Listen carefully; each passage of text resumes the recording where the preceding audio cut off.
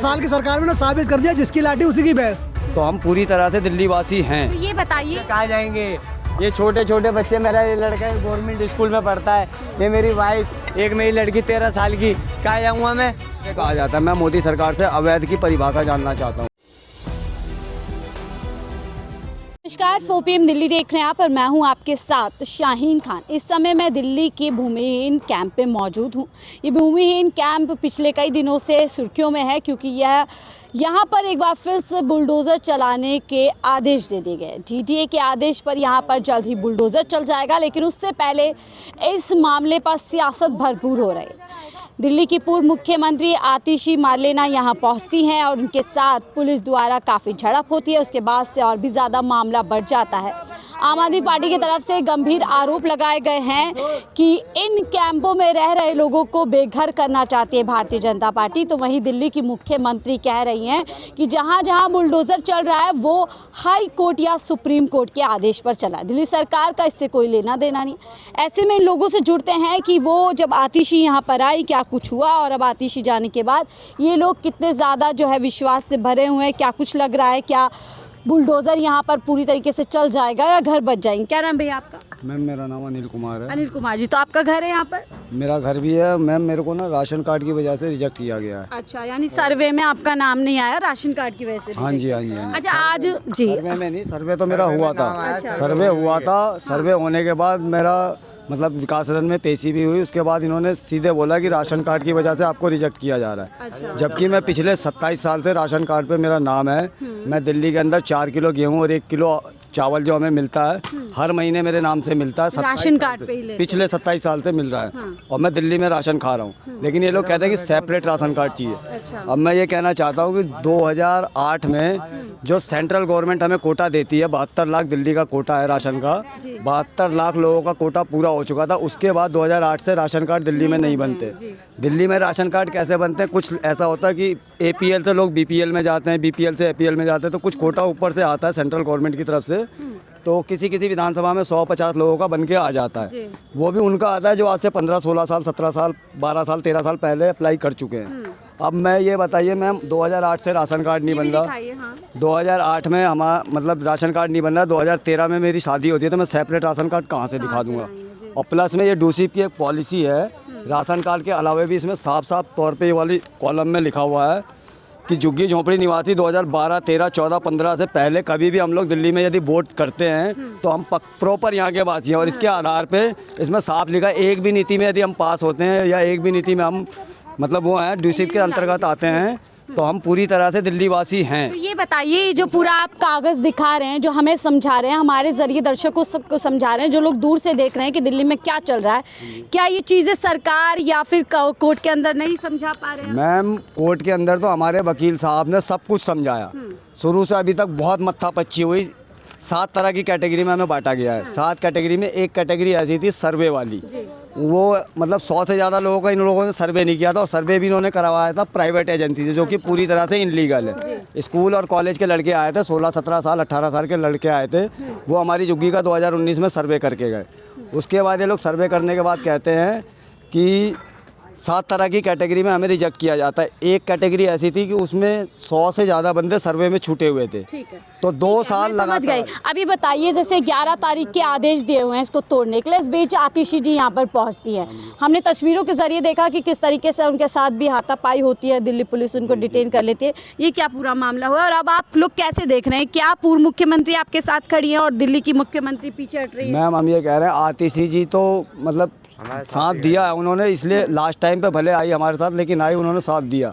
अब मैं ये कहना चाहता हूँ कि सेंट्रल गवर्नमेंट की तरफ से CRPF आई थी, सेंट्रल गवर्नमेंट की तरफ से दिल्ली पुलिस आई थी, जबकि हमारी पॉलिसी के हिसाब से हमें DUSIP के अंतर्गत लिया जाता है। DUSIP के अंतर्गत हमें दिल्ली के सारी झुग्गी झोपड़ियाँ DUSIP के ही अंतर्गत आती है। और उसमें कई तरह के ऐसे कॉलम है जिसमें साफ साफ लिखा हुआ है कि हम किसी भी एक पॉलिसी में पास होते हैं तो हम दिल्ली वासी है।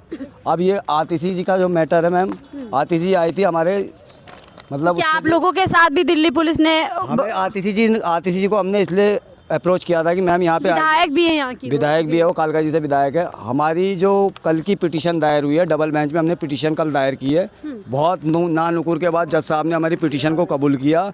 हम सिर्फ इतना चाहते थे, कल यहाँ पे बुलडोजर भी चलना, और कल हमारी कोर्ट की सुनवाई जज साहब ने कल की डेट दी है।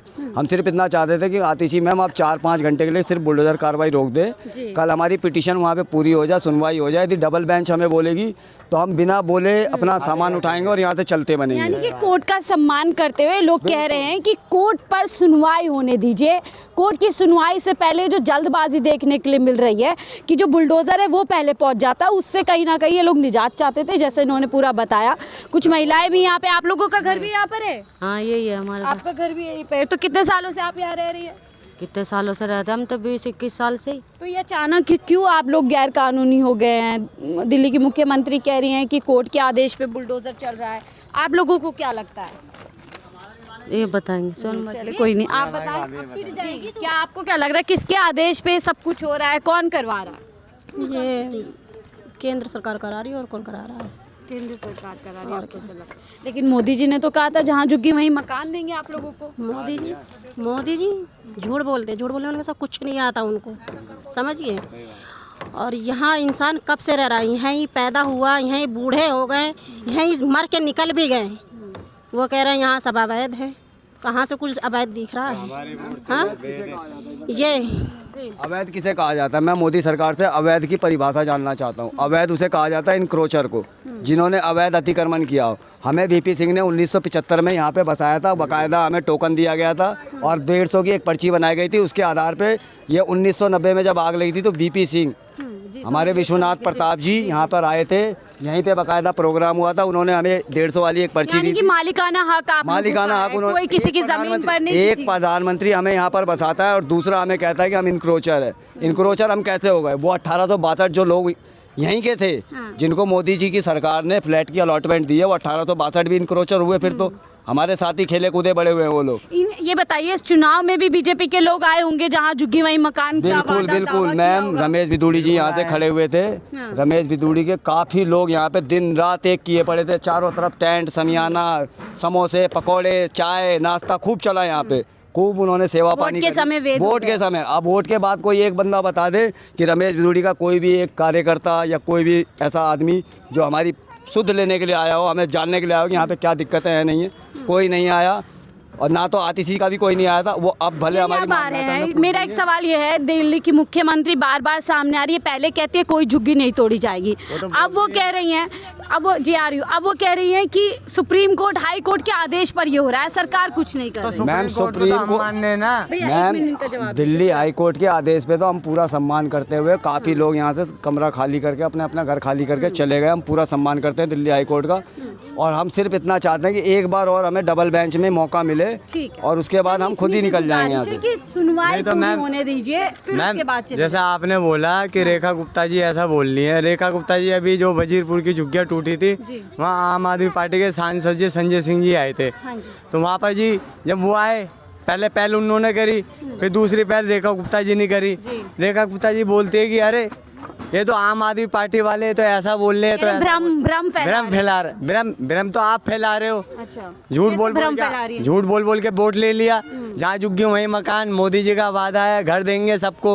अब ये सब खालिस्तानी, पाकिस्तानी, हिंदुस्तानी, बांग्लादेशी बोला जा रहा है, कोई हिंदुस्तानी नजर ही नहीं आ रहा है इन्हें। मेरे को तो लग रहा है कि हमारे वोट से हमने वोट दिया है एक जनता ने हिंदुस्तान की। मेरे को तो ये लग रहा है कि मोदी जी भी अवैध ना है, मेरे को लग ही रहा है। यानी ये कह रहे हैं अवैध ही है, हम अवैध वोटर हैं, हम अवैध। तो जब हमने वोट दिया तो मोदी जी भी अवैध है, कैसे प्रधानमंत्री कुर्सी पे बैठ गए हो? उनको तो हमने बैठाया है ना, पूरे हिंदुस्तान की एक जनता ने बैठाया है। और जो ये जनता कमेंट मारती है ना, मैं पब्लिक से बोलना चाहता हूँ, ये जो पब्लिक देख रही है मुझे, जो भी पब्लिक से ही टीआरपी पड़ती है चैनल की। जो भी न्यूज़ वाला उसकी टीआरपी पब्लिक से बढ़ती है। जब न्यूज़ वाला चैनल न्यूज़ क्या कहना चाहते हैं आप? मैं ये कहना चाहता हूँ, पब्लिक भी उल्टे सीधे कमेंट मारती है, हमें स्क्रोलमेंट बताती है, हमें खाली, हाँ हमें कब्जा कर लिया। तो इनको केजरीवाल ने, कांग्रेस ने बसा दिया अपने वोट बैंक के तौर पर। तो फिर जब बसा दिया तो देखो, आज से गई कांग्रेस की सरकार 2010 में गायब हो गई थी, 14 में आए थे। छत देना, किसी गरीब को छत देना, क्या किसी को कब्जा देना होता है? इस देश के अंदर। अगर पुरानी सरकारों ने छत दी किसी गरीब को तो क्या वो कब्जा करवाना हुआ? नहीं हुआ बिल्कुल भी। वो कैसे कब्जा करवाने हुआ? उसने तो बसाया, गरीबों को बसाया, उसका उद्धार करा, है नहीं। लेकिन ये जो मोदी जी बोलते हैं जहाँ झुग्गी वहीं मकान, झूठा वादा। ये आवास योजना, बेघर को घर मिलेगा, कोई गरीब बेघर नहीं रहेगा, जो किराएदार है उसको भी घर मिलेगा, जो फुटपाती है उसको भी घर मिलेगा, जिसका घर है उसी को घर नहीं दे रहे हैं। यानी घर का सपना दिखा के जिसके सर पर छत है उसी को छीना। बिल्कुल सरासर झूठ है जी, सरासर झूठ है। और ये एक बात है, एक बात बताओ, डूसुक की पॉलिसी अभी जैसे मेरे भाई ने बताया था, डूसुक की सरकार जो अगर पॉलिसी बनाती है तो वो जनता के हित के लिए बनाती है। ये इतनी जनता खड़ी है यहाँ पर, तो जनता के हित के लिए पॉलिसी बनती है ना, तो सरकार उस पॉलिसी को अवैध क्यों बोल रही है? अरे पॉलिसी ऐसे बनाओ जो जनता के हित के लिए बनाओ, तो जनता के काम आनी चाहिए ना। आए तुम बोल लो नीचे के लिए। लेकिन पीएम मोदी तो 11 साल का जश्न मना रहे हैं, कह रहे हैं 11 साल सेवा के रहे, 11 साल गरीब को पूरी तरीके से जो है। ऐसा है, देखो हमारे हिंदुस्तान के अंदर हिंदू भी रहता है, मुसलमान भी रहता है, सिख भी रहता है, ईसाई भी रहता है। मैं सारों धर्म की इज्जत करता हूँ, मैं हूँ मुसलमान, ठीक है। लेकिन मैं कह रहा हूँ यहाँ पर कुछ हैं अंधभक्त, कुछ हैं अंधभक्त हिंदुस्तान के अंदर, खाली यही नहीं दिल्ली के अंदर, पूरे हिंदुस्तान के अंदर वो अंधभक्ति मोदी जी को जिता रहे हैं और कुछ नहीं है। वो अंधभक्ति जिता रहे हैं। अब वो और उन अंधभक्त को भी लात पड़ी है, उन अंधभक्तों को भी लात पड़ी है दिल्ली के अंदर खास तौर बिल्कुल, और पड़ी है। पूरी 675 कहते हैं ना 675 झुग्गियाँ हैं दिल्ली के अंदर, तो क्यों तोड़ रहे हो भाई? उन्हीं 675 की झुग्गियाँ हैं, उन्हीं के वजह से मोदी जी जीते हैं यहाँ पर। रेखा गुप्ता जी की 27 साल बाद वापस। 27 साल बाद, उसमें मैं भी हूँ एक, मैंने भी वोट दिया उनको विश्वास करके कि भाई कोई नई सरकार आएगी। चलो हमने कांग्रेस को देखा, हमने आम आदमी को देखा, अब बीजेपी को भी देख लेते हैं एक बार। इसमें सबसे बड़ा वादा था भरोसा करने का, जहाँ झुग्गी वहीं। हाँ, तो भरोसा करा तो हमारे तो लात पट दी, हमारे तो लात मार दी। और हमारे यहाँ जो ये दिल्ली पुलिस है वो भी हमारा साथ नहीं, कि वैसे तो कहती है हमारी पुलिस हमारे मोहल्ले में, और उसी मोहल्ले में वही पुलिस डंडा मार के भगा देती है बंदों को, तो बुरा नहीं लगेगा? थोड़ा संयम रखे। बिल्कुल, तो देखिए मैम बिल्कुल सही बात कह रहे हैं। बच्चे कहाँ जाएंगे? ये छोटे छोटे बच्चे, मेरा ये लड़का गवर्नमेंट स्कूल में पढ़ता है, ये मेरी वाइफ, एक मेरी लड़की 13 साल की, कहाँ जाऊँगा मैं? और वैसे भी रोजगार कर रखा, घर भी छीनने, हम गाड़ी चलाते, ड्राइवरिंग करता हूँ मैं, वैसे भी रोजगार कर रखा काम नहीं है आप। बिल्कुल, रोड पे गाड़ी वाड़ी सब। अजी रेखा गुप्ता जी ने बोला है इंस्टॉलमेंट ज़्यादा हो गया, ई रिक्शे ज़्यादा हो गए, फलाना हो गया, टैक्सी ज़्यादा हो गई, ऑटो ज़्यादा हो गए। ऑटो का 15 साल का परमिट था, 5 साल घटा दिए। ऑटो वाले भी परेशान बेचारे।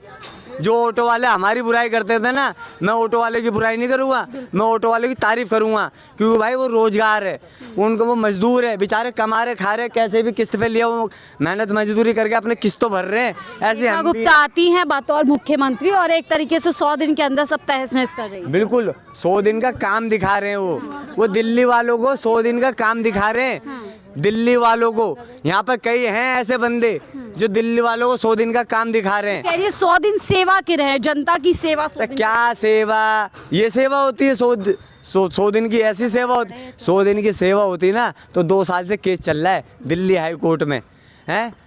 दिल्ली हाई कोर्ट में 7 कैटेगरी बनाई गई थी, कम से कम जो मेन थे, वोटर कार्ड, राशन कार्ड, उनको तो पास कर देते। बिल्कुल, देखिए हैं? इन लोगों का गुस्सा। और ये सवाल है जो अपनी सरकार से, अपने देश के प्रधानमंत्री से लोग बार बार पूछ रहे हैं कि आप वादा करके आए, इन लोगों का भरोसा जीता, और आज देखिए पूरा का पूरा कैंप जो है तहस नहस है, 2 साल से चल रहा है। क्या बोलते हैं यही के ही साले आपस के बंदे बोलते कि ओए तेरे को तो उठा लेंगे, तेरे नाम का तो वारंट निकल। मैं तो कह रहा हूँ आजा मोदी जी भी आजा, मुझे उठा के ले जा। ऐसे डर आप लोगों को जैसे चंद्रशेखर आज़ाद, भगत सिंह, जो भी हमारे पूरा, ऐसे मैं भी मर जाऊंगा जेल में, फांसी दे दो मुझे। जब तुम घर नहीं दे सकते, तुम प्रधानमंत्री हो गए, हिंदुस्तान को संभाल ले हो, तुम एक गरीब को घर नहीं दे सकते, तो तुम कैसे प्रधानमंत्री हो? तो जो 11 साल का जश्न मनाया जा रहा है, 11 साल बेमिसाल बोले जा रहे हैं, इसमें कितनी सच्चाई है? बिल्कुल भी सच्चाई नहीं, रत्ती भर की सच्चाई नहीं है। ये तो अंधभक्तों से पूछो जाके, जो अंधभक्त बनने पड़े थे उनसे पूछो जाके, वो बताएंगे तुम्हें। अंधभक्त जवाब देगा तुम्हें। वो अंधभक्त जय श्री राम बोल के 11 साल की सरकार में ना साबित कर दिया जिसकी लाठी उसी की भैंस। हम तो घर से बेकार हो गए, हमें क्या मिल गया? हमारा जन्म यही का, इसी झुग्गी में पैदा हुए, एक बात और इसी झुग्गी में बड़े हुए। एक बात प्लीज, एक बार मैम मैं आपसे बोलना चाहता हूँ, देखो जब झुग्गी टूटी थी ना 2023 में, तो 1800 बंदों को मिला था, उनका टूटा था। जो 1200 बंदे या 1029 बंदे जो रह गए थे, और वो भी जैन मैन थे, कोई नकली नहीं थे, कोई खालिस्तानी नहीं था, कोई पाकिस्तानी नहीं था, कोई बांग्लादेशी नहीं था, कोई नहीं था। यहीं के थे, हिंदुस्तान के थे, दिल्ली के थे। कोई यूपी का था, कोई बिहार का था, कोई महाराष्ट्र का था, कोई कहीं का था, लेकिन थे हिंदुस्तान के। लेकिन मैं एक बात बता देना चाहता हूँ, न्यूज़ वाले जब तो नहीं आए बहुत, अब बहुत आ रहे हैं, लेकिन कोई न्यूज़ वाला हमारी आवाज़ नहीं उठाता। नेशनल मीडिया भी हमारी आवाज़ नहीं उठा 4 रही PM है और 4 PM को आवाज़ उठाने के लिए पिछले दिनों किस तरीके से बैन करने की कोशिश की गई थी, आप ये सभी बात ने सही बात देखा बोली था। आपने।